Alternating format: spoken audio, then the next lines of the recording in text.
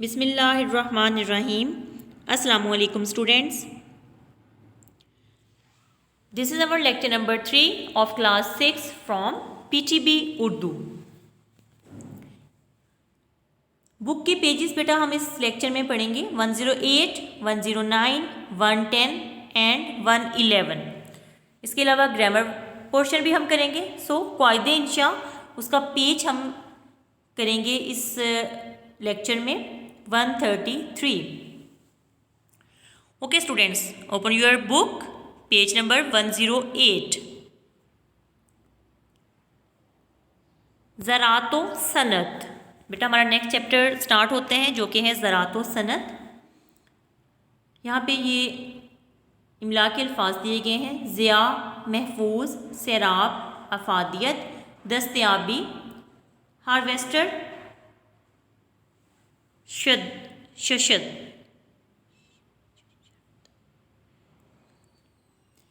کسی بھی ملک کی ترقی و خوشحالی کا انحصار اس کی زراعت و صنعت سے وابستہ ہے. وابستہ ہونا، جڑا ہونا. زراعت و صنعت انسانی زندگی کے دو ایسے شعبے ہیں جن کی بدولت وجہ سے زندگی کا نظام قائم ہے. پاکستان بھی دنیا کے ان ممالک میں سے ایک ہے جو زرعی اور صنعتی اعتبار سے ترقی کی راہ پر گامزن ہے، چلا جا رہا ہے. بنیادی طور پر ہمارا ملک ایک زرعی ملک ہے جو اپنی مختلف فصلوں، پھلوں اور سبزیوں کے حوالے سے دنیا کے اہم زرعی ملکوں میں شمار ہوتا ہے. قدیم پرانے. قدیم زمانے میں دوسرے ملکوں کی طرح ہمارے ہاں بھی زراعت کے پرانے طریقے رائج تھے. رائج مطلب قائم تھے. اس طرح وقت اور محنت کا ضیاع بھی ہوتا تھا. ضائع ہونا، نقصان ہونا کسی چیز کا. اور فصلوں کا معیار اور مقدار بھی تسلی بخش نہ تھی. زمانے کے بدلتے ہوئے حالات اور سائنسی ترقی کی بدولت وجہ سے زرعی دنیا میں ایک انقلاب آیا جس کی وجہ سے کم وقت اور تھوڑی محنت سے زیادہ پیداوار کا تصور سامنے آیا. پیداواری اجناس میں خاصی ترقی دیکھنے میں آئی. نئے آلات، جدید طریقہ ہائے کار، بیج، کھادوں اور جراثیم کش ادویات کی بدولت، جراثیم کش جس سے جراثیم جو ہے مر جائے. زراعت کے شعبے نے ایک نیا انداز اختیار کیا. اسی طرح سائنسی ترقی کے طفیل پانی کی عدم دستیابی کا مسئلہ بھی کافی حد تک حل ہو گیا ہے. مثلا ابتدا میں یعنی شروع میں کسان صرف بارش کے پانی پر انحصار کرتے تھے، لیکن آج نہری نظام، ٹیوب ویل اور کاریز وغیرہ کی وجہ سے پانی کی عدم دستیابی مسئلہ نہیں رہی. استاد صاحب نے جب یہ باتیں بچوں کو بتائیں تو انہوں نے اصرار کیا کہ ہمیں کسی زرعی فارم کی سیر کرائی جائے تاکہ ہم آپ کی بتائی ہوئی ان باتوں کی روشنی میں عملی طور پر مشینوں کو کام کرتے ہوئے دیکھ سکیں. بچوں کے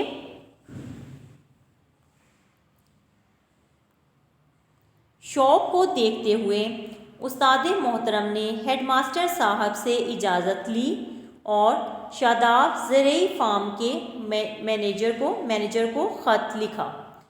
خط میں اس خواہش کا اظہار کیا گیا کہ ہم آپ کے زرعی فارم کے مطالعاتی دورے پر آنا چاہتے ہیں.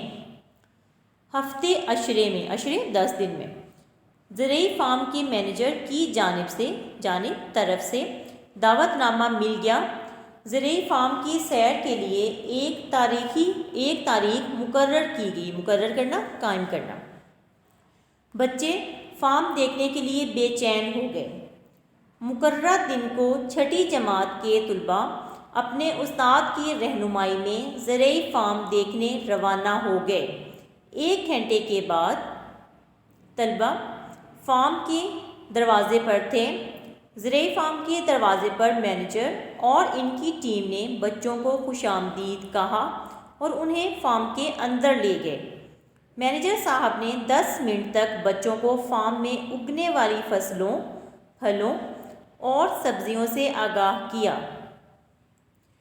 انہوں نے بچوں کو زرعی آلات کے ماڈل بھی دکھائے جو مختلف فصلوں کی بوائی سے لے کر ان کی کاشت اور کٹائی تک کے مراحل میں معاون ثابت ہوتے ہیں۔ معاون ہوتے بیٹا مددگار۔ مینیجر صاحب نے جدید زرعی اصولوں کی وضاحت نہایت آسان اور دلچسپ انداز میں کی۔ اس تعارفی نشست کے بعد 2 رہنماؤں کی نگرانی میں طلباء کو فارم میں بھیجا گیا۔ ان رہنماؤں نے بچوں کو دکھایا کہ ٹریکٹر زمین میں کس طرح ہل چلا رہے ہیں اور بوائی کر رہے ہیں۔ ساتھ ساتھ وہ بچوں کو پرانے طریقہ کار سے بھی آگاہ کرنا بتاتے رہے کہ جب کسانوں کو ٹریکٹر میسر نہیں تھا، یعنی ان کے پاس جب ٹریکٹر نہیں تھا تو وہ بیلوں کی جوڑی کی مدد سے خود ہل چلایا کرتے تھے۔ اس طرح دن بھر کی بہت زیادہ مشقت کے بعد وہ بہت تھوڑا کام کر پاتے تھے، لیکن اب ٹریکٹر کی بدولت مہینوں کا کام دنوں میں کرنے پر قادر ہیں۔ ایک طرف ہارویسٹر مشین گندم کی فصل کاٹنے کے ساتھ ساتھ دانے علیحدہ کرنے میں مصروف تھی۔ ایک رہنما نے بچوں کو اس مشین کی افادیت مطلب اس کے فائدے سے آگاہ کرتے ہوئے اس کے کام کرنے کے تمام مراحل سے متعارف کرایا۔ بچے رہنما کی باتیں سن کر حیران رہ گئے کہ یہ مشین کس طرح سینکڑوں آدمیوں کا کام کر رہی ہے۔ بچوں نے ٹیوبویل کے ذریعے فصلوں کو سیراب کرنے کے عمل کو بھی اپنی آنکھوں سے دیکھا۔ اسی طرح بچوں کو ایک کھیت میں ایسی سبزیاں دکھائی گئیں جن کا موسم گزر چکا تھا۔ بچے ان سبزیوں کو دیکھ کر ششت مطلب کہ حیران رہ گئے۔ ایک رہنما نے انہیں بتایا کہ کیمیائی کھاد پانی کی فراہمی، درجہ حرارت کو کنٹرول کر کے اور سائنسی آلات کے استعمال کی بدولت اب ہر موسم میں ہر سبزی کو اگایا جا سکتا ہے۔ بچے نت نئے آلات اور جدید طریقہ کار کو دیکھ کر بہت محظوظ ہوئے۔ خاصی دیر فارم میں زراعت کاروں کے درمیان رہ کر انہوں نے انسانوں کی جگہ مشینوں کو کام کرتے دیکھا اور ان کے طریقہ کار سے آگاہی حاصل کی۔ وہ اتنے خوش تھے کہ انہیں وقت گزرنے کا احساس ہی نہ ہوا۔ اب وہ تھک چکے تھے، لہٰذا انہوں نے واپسی کا پروگرام بنایا۔ مینیجر نے بچوں کو کھانے کے لیے لنچ باکس دیے۔ مزیدار کھانا کھانے کے بعد وہ واپسی کا پروگرام بنا رہے تھے کہ مینیجر نے استاد صاحب کو بتایا کہ جب آپ نے بچوں کو زرعی فارم کی سیر کرائی ہے تو ساتھ ہی میرے بڑے بھائی کی شوگر مل کی بھی سیر کرتے چلیے۔ استاد صاحب نے بچوں سے پوچھا کہ کیا وہ شوگر مل کی سیر کرنا چاہتے ہیں یا نہیں۔ بچوں نے یک زبان مطلب ایک ہی آواز میں ایک ہی زبان میں ہو کر کہا کہ وہ شوگر مل دیکھنے چلیں گے۔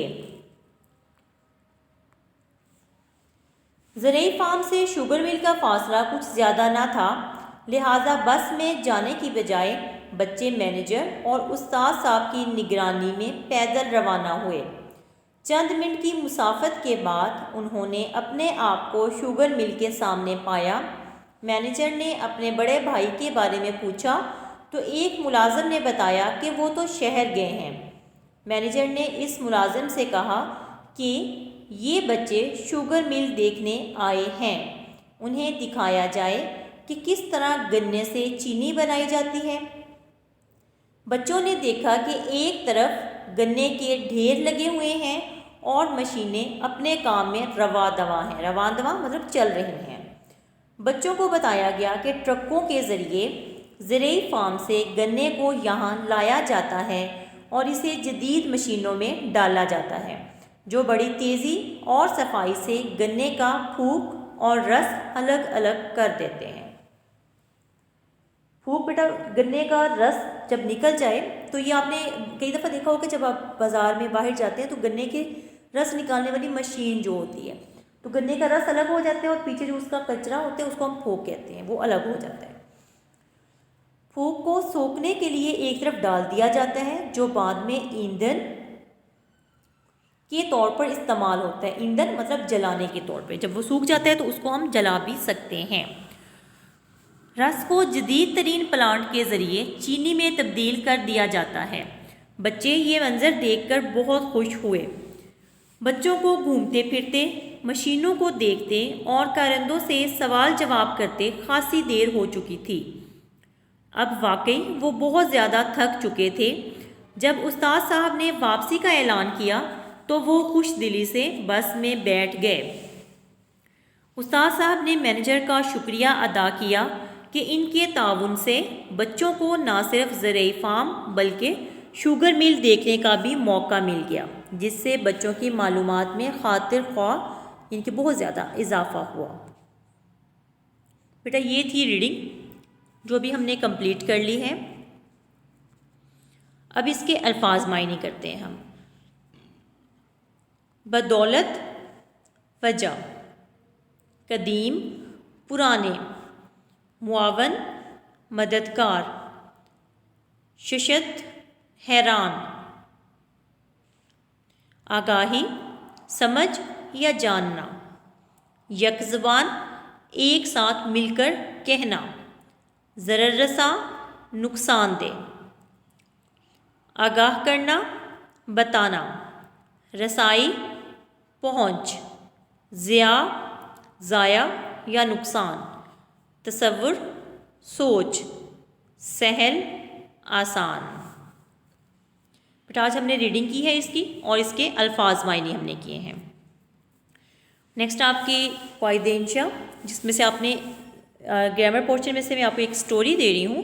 ایک کہانی اتفاق میں برکت ہے، اس کا میں آپ کو خاکہ دے رہی ہوں، تو بیٹا آپ نے اس کو خود سے اپنے رجسٹرز پہ رائٹ کرنا ہے، ایک سٹوری کمپلیٹ ایک سٹوری بنانی ہے۔